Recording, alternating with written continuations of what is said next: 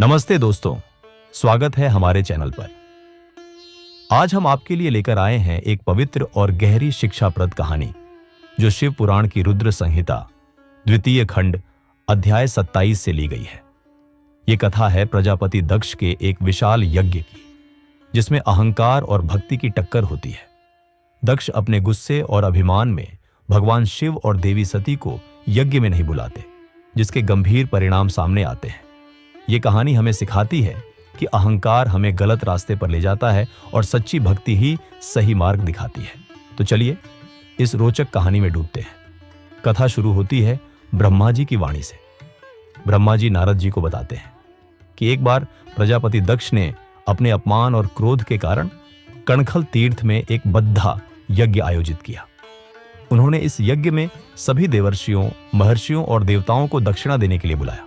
अगस्त्य, कश्यप, अत्रि, वामदेव, भृगु, दधीच, विश्वास, भारद्वाज, गौतम, पैल, पराशर, गर्ग, भागुरी, ककुश, सनत, सुमंतु, त्रिक, कंक और वैशंपायन जैसे कई आर्षि मुनि अपनी पत्नियों और शिष्यों के साथ यज्ञ में शामिल हुए।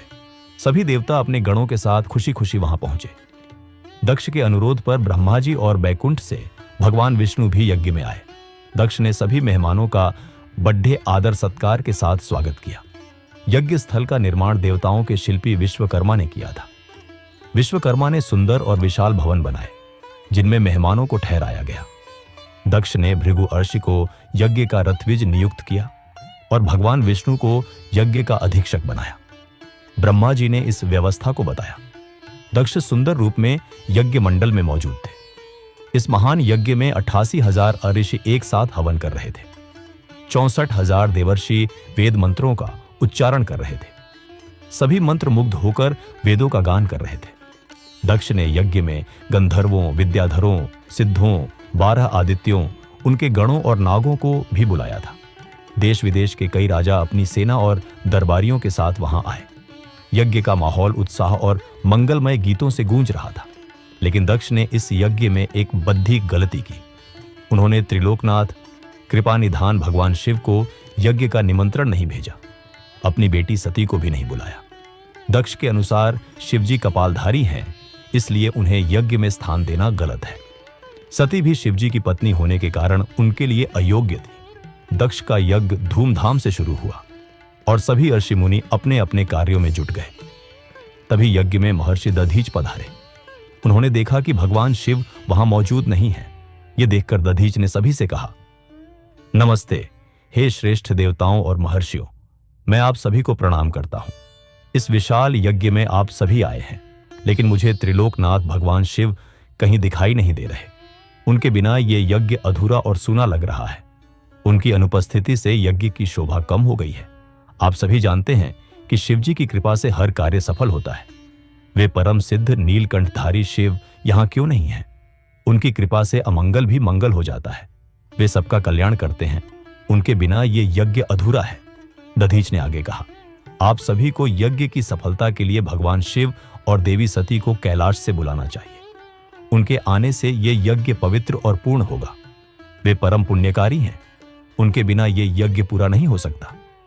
दधीच की बात सुनकर दक्ष हंसते हुए बोले, भगवान विष्णु देवताओं के मूल हैं। मैंने उन्हें यहां बुलाया है। जब वे यहां हैं तो यज्ञ में क्या कमी हो सकती है? ब्रह्मा जी भी वेदों, उपनिषदों और आगमों के साथ यहां हैं। इंद्र सहित सभी देवगण मौजूद हैं। वेद और वेद तत्वों को जानने वाले महर्षि यहां हैं। जब सभी श्रेष्ठ जन मौजूद हैं तो शिवजी की क्या जरूरत? मैंने केवल ब्रह्मा जी के कहने पर सती का विवाह शिव से किया था। मैं जानता हूं कि वे कुलहीन हैं। उनके माता पिता का कुछ पता नहीं। वे भूत प्रेतों के स्वामी हैं। वे मूर्ख, मौनी और ईर्ष्यालु हैं। वे यज्ञ में बुलाए जाने के योग्य नहीं। दधीच जी, आप उन्हें बुलाने की बात न करें। आप सभी ऋषि मुनि मेरे यज्ञ को सफल बनाए। दक्ष की बात सुनकर दधीच गुस्से में बोले, दक्ष, तुमने भगवान शिव को नहीं बुलाकर इस यज्ञ को पहले ही भंग कर दिया। ये यज्ञ कहलाने लायक नहीं। तुमने शिव जी का अपमान किया है। इससे तुम्हारा विनाश निश्चित है। इतना कहकर दधीच यज्ञ छोड़ ढाकर अपने आश्रम चले गए। उनके साथ शिवजी के भक्त कई अन्य ऋषि मुनि भी यज्ञ छोड़ डालकर चले गए। दक्ष के समर्थकों ने इन अरसियों के प्रति कटु वचन कहे। दक्ष प्रसन्न होकर बोले, ये अच्छा हुआ कि मूर्ख और तामसिक लोग यज्ञ छोड़कर चले गए। भगवान विष्णु और ब्रह्मा जी जो वेदों के ज्ञाता हैं यहां हैं। ये मेरे यज्ञ को सफल बनाएंगे। ब्रह्मा जी कहते हैं, नारद, दक्ष की बातों से सभी शिव माया से मोहित हो गए। सभी देवर्षि और देवता यज्ञ में पूजा करने लगे। इस तरह यज्ञ फिर से शुरू हो गया। कई देवर्षि और मुनि यज्ञ को पूरा करने के लिए पूजा में जुट गए। दोस्तों, शिव पुराण की यह कथा हमें सिखाती है कि अहंकार और अपमान का रास्ता विनाश की ओर ले जाता है। दक्ष का शिवजी और सती को न बुलाना उनके अभिमान का परिणाम था, जिसने यज्ञ को अपवित्र कर दिया। दधीच का साहस और शिव भक्ति हमें प्रेरणा देती है कि सत्य के लिए खड़ा होना जरूरी है। ये कहानी हमें सिखाती है कि सच्ची भक्ति और विनम्रता ही हमें सही मार्ग दिखाती है। आइए हम अपने जीवन में अहंकार छोड़ कर भक्ति और सम्मान को अपनाएं। अगर आपको ये वीडियो पसंद आया तो लाइक, शेयर और सब्सक्राइब करें।